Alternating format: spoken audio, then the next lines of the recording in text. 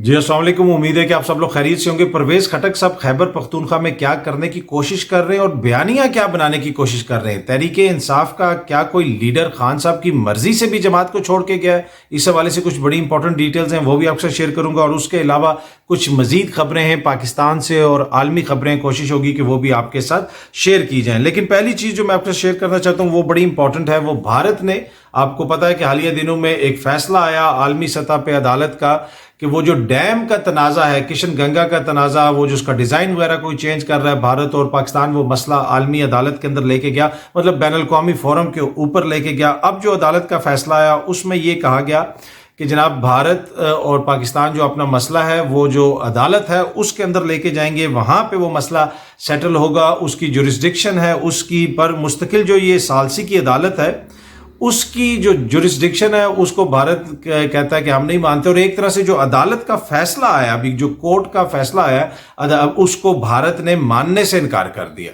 अब ये हो सकता है कि कोई मुल्क जो है वो किसी अदालत का फैसला मानने से इनकार कर दे और वो भी इस तरह आलमी सतह के ऊपर, फिर बंदा थोड़ा सा अपने आगे पीछे देखता है। मुझे बड़ा बुरा लगा जब मैंने ये देखा कि भारत जो है वो अदालत का फैसला मानने से इनकारी है। फिर मैंने थोड़ा सा इधर देखा, थोड़ा सा उधर देखा, मुझे थोड़ी सी शर्मिंदगी महसूस हुई। तो मैंने कहा मैं मोदी की सरकार को क्या कहूँ, हमारे अपने यहाँ क्या हालात हैं, कितने फैसले, कितने अमल दरामद, वो आपके सामने। पर एनीवे, भारत ने अपनी रवायती ढिठाई का मुजाहरा करते हुए वो कहते हैं कि जनाब हमारे ऊपर ये जो है वो नहीं है कि हम इस फैसले को माने और इस फैसले के तहत जो है वो उधर जाएं सालसी की उस अदालत में और वहाँ पे जो है ये सारे मुकदमा वगैरह चले। भारतीय हुकूमत और मीडिया ने बैन अल-अक़वामी जूरी का फैसला मानने के बजाय अपनी रवायत बरकरार रखते हुए ऐलान किया है कि भारत को मजबूर नहीं किया जा सकता। हाँ, ये लफ्ज़ों पे गौर करें, मजबूर नहीं किया जा सकता पार्लियामेंट को इलेक्शन करवाने पे। तो इधर भारत कह रहा है कि हमें मजबूर नहीं किया जा सकता अदालती फैसला मानने पे।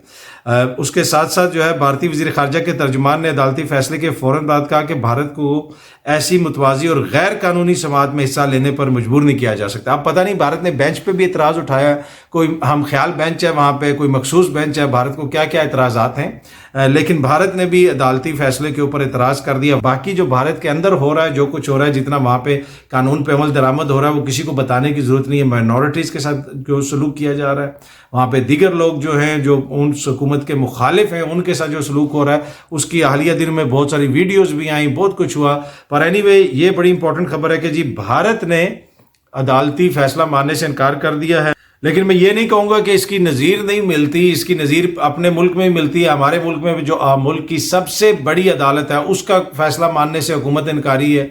इलेक्शंस नहीं करवाए गए अदालत के फैसले के मुताबिक, बाकी फैसलों के साथ जो कुछ होता रहा वो भी आपके सामने। पर आजकल जो पाकिस्तान से अदालतों से फैसले आ रहे हैं वो भी बड़े इंपॉर्टेंट है। एहतसाब अदालत से फैसला आया कि अदालत 3 बार मुंतखब वज़ीर आज़म नवाज शरीफ को बरी करने का हुक्म देती है। फैसला 3 बार मुंतखब वज़ीर आज़म का जिक्र करना बीच में पता नहीं जरूरी था। रिकॉर्ड से पता चलता है कि नवाज शरीफ को सियासी इंतकाम का निशाना बनाएगा।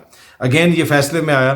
तो अब अदालत ने वो 3 बार मुंतखब वज़ीर आज़म का भी जिक्र किया, उन्होंने कहा सियासी इंतकाम का निशाना भी बनाया गया, हो सकता है उनको बनाया गया हो, तो यकीनन अदालत के पास उसके रीजंस होंगे। मोअज़्ज़ज़ अदालत ने अपने फैसले के अंदर वो सारी चीज़ें लिखी होंगी।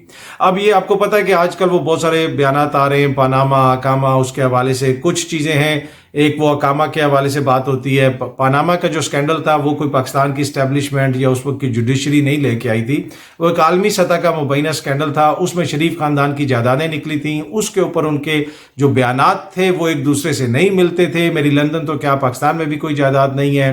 फिर उनके साहिबजादे ने फरमाया कि 2006 में अल्हम्दुलिल्लाह हमने ये फ्लैट्स लिए हैं। मियाँ साहब ने कहा हजूर ये हैं वो ज़राए, वो जो फ्लैट्स हैं वो आज भी उधर हैं। उनकी मनी ट्रेल अगर फौरन अदालत में दे दी जाती तो क्या पता मामलात इतने आगे ना जाते। वो मनी ट्रेल आज तक नहीं पेश की गई। कुछ साफ़ी कहते हैं जी वो दादा ने पोते को दिए। भाई कोई चीचों की मलिया में तो नहीं दिए ना, वो लंदन है, लंदन के अंदर जो है कोई मनी ट्रेल होती है, कोई पेपर ट्रेल होती है। वहाँ पे तो 18वीं 16वीं 15वीं सदी के रिकॉर्ड्स भी जो हैं वो कई जगहों पे महफूज पड़े हुए, तो वो आप निकाले जा सकते हैं। और इसका मुझे थोड़ा सा इसलिए पता है कि बीबीसी की स्टोरी के लिए ये हमने खुद शरीफ खानदान के, मैंने बीबीसी के लॉयर्स के साथ बैठ के 2 खत लिखे थे और उनके जो बयानात थे कि आपने ये कहा ये हमने इस तारीख को ये फ्लैट्स खरीदे हैं, इन फ्लैट्स की तो और जो ओनरशिप है वो तो 90 की दहाई से तब्दील ही नहीं हुई। बरतानवी हुकूमत के हमने डॉक्यूमेंट्स निकलवा के, बाकायदा लीगल डॉक्यूमेंट्स उनको भेजे थे कि ये तो फ्लैट्स ना बिके ही नहीं।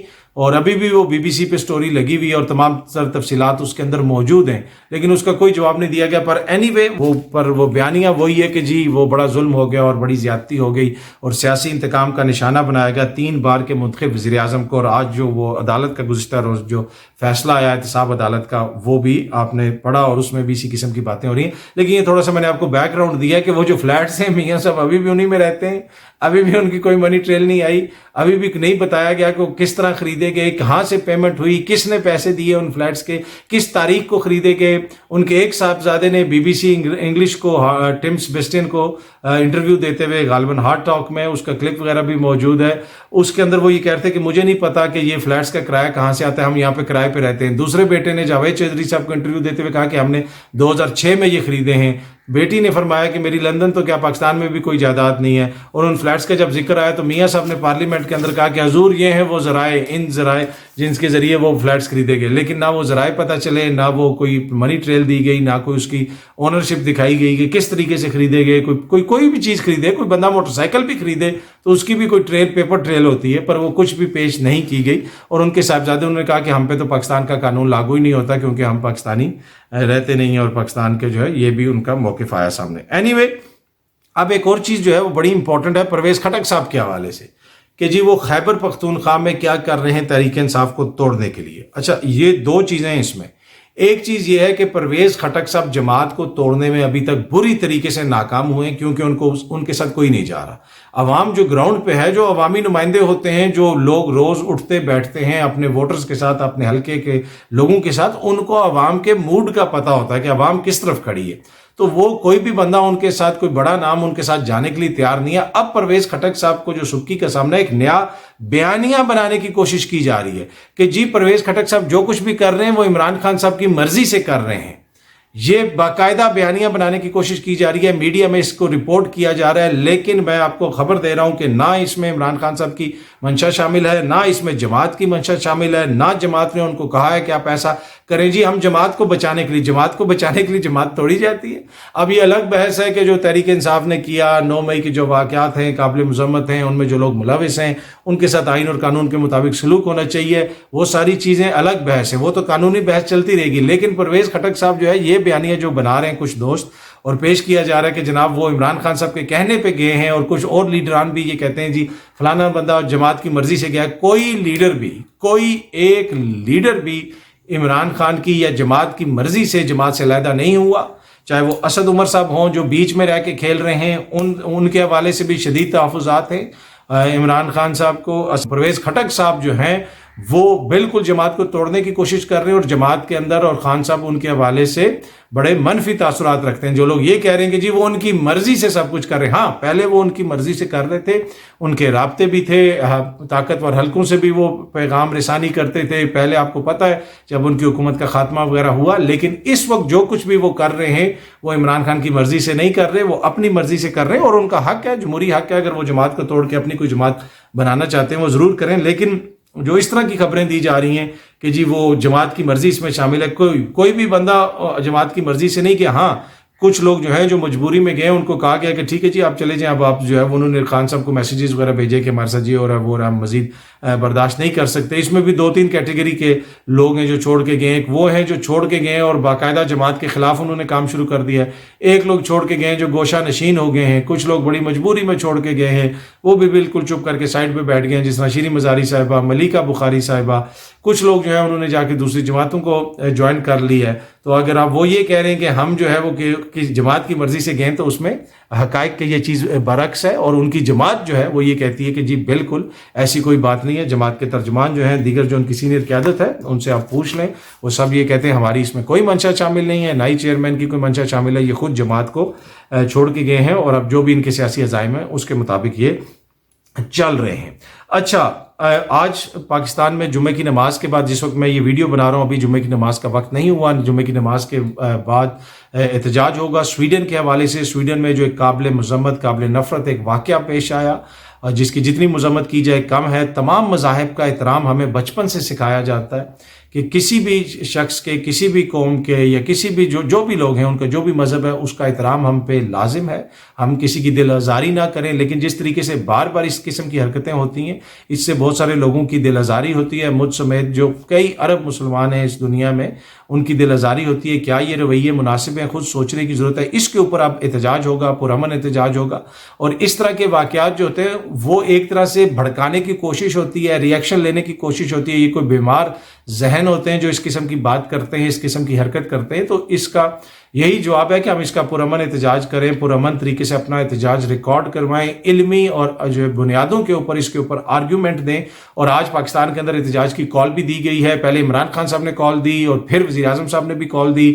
میڈیا وزیر اعظم صاحب کی کال کا کہہ رہا ہے کہ جی وزیر اعظم صاحب نے، لیکن چیئرمین تحریک انصاف نے اس پہ ٹویٹ بھی کی اور انہوں نے بھی کہا ہے کہ لوگ باہر نکلیں اور پرامن احتجاج کریں. ویسے یہ تو ایک ایسا معاملہ ہے کہ اس کے اوپر ہم سب کو ایک ہونا چاہیے. دیکھیں کچھ چیزیں ایسی ہوتی ہیں اس کے اوپر جو ہے وہ اختلاف نہیں ہونا چاہیے، جیسے یہ معاملہ ہو گیا، ملکی سلامتی کا معاملہ ہو گیا، دفاع کا معاملہ ہو گیا. یہ وہ ساری چیزیں ہوتی ہیں کہ جہاں پہ کنٹری کا انٹرسٹ ہو ہم سب کو سوچنا چاہیے اور ایک ہو کے آواز بلند کرنی چاہیے. اور یہ جو معاملہ ہے اس کے اوپر بھی ہم پوری جو دیگر بھی جو ممالک ہیں، مسلمان ممالک ہیں اور دیگر جو دوسرے ممالک ہیں، یہ کوئی ایک صرف مذہب کی حد تک محدود معاملہ نہیں ہے. یہ دیکھیں یہ کوئی بھی مہذب معاشرہ ہو، کیا وہ اس چیز کی اجازت دے سکتا ہے کہ کسی بھی مذہب کی کسی بھی سیکرڈ کتاب کے ساتھ یا ان کی جو مقدس کتاب ہے یا ان کے جو بھی مقدس شخصیات ہیں ان کے حوالے سے اس قسم کا رویہ اپنایا جائے؟ کوئی بھی ملک جو ہے، کوئی بھی مہذب معاشرہ اس کی اجازت نہیں دے سکتا. اور یہ جو وہاں پہ حرکت کی گئی ہے اس کے اوپر بھی پولیس نے اجازت پہلے نہیں دی تھی، پھر کورٹ سے اجازت ملی اور اب جو ہے جس قسم کا عالمی ری ایکشن آ رہا ہے، سویڈن اب اس چیز کے اوپر غور کر رہا ہے کہ ایک ایسا قانون بنایا جائے کہ جو بھی مختلف مذاہب کی مقدس کتابیں ہیں ان کو جلانے کے اوپر پابندی لگا دی جائے اور اس کو ایک جرم بنا دیا جائے. اب یہ وہ چیز ہے جس میں ہم سب اپنا کردار ادا کر سکتے ہیں، حکومتیں اپنا کردار ادا کر سکتی ہیں اور ان کے اوپر پریشر ڈالیں اور ان سے کہیں کہ اس حوالے سے قانون سازی کریں. اگر ہم اپنے ہی ملک میں توڑ پھوڑ شروع کر دیں گے، جلاؤ گراؤ شروع کر دیں گے کہ جی اس نے وہ کیا حرکت کی، تو وہ تو جناب ہم ان کا پرپس سرو کر رہے ہیں. تو ہم نے علمی بنیاد کے اوپر ان کو کنونس کرنا ہے اور ان کو کہنا ہے کہ یہ قطعاً مناسب نہیں ہے اور اس کے اوپر آپ قانون سازی کریں. تو اینی وے آج اس کا احتجاج ہونا ہے، سب لوگ اس میں شریک ہوں گے اور اس کو پارٹی لائنز کے اوپر نہیں ہونا چاہیے. پر انفارچونیٹلی اس وقت جو پاکستان کے اندر سیاسی صورتحال ہے، جب لوگ باہر نکلیں گے حکومت کلیم کرے گی کہ جی ہماری کہنے پہ نکلے ہیں، دوسری جماعت کرے گی کہ جناب ہمارے کہنے کے اوپر نکلیں. پر یہ اس وقت کی گراؤنڈ ریالٹی یہی ہے، ملک میں یہی کچھ ہو رہا ہے.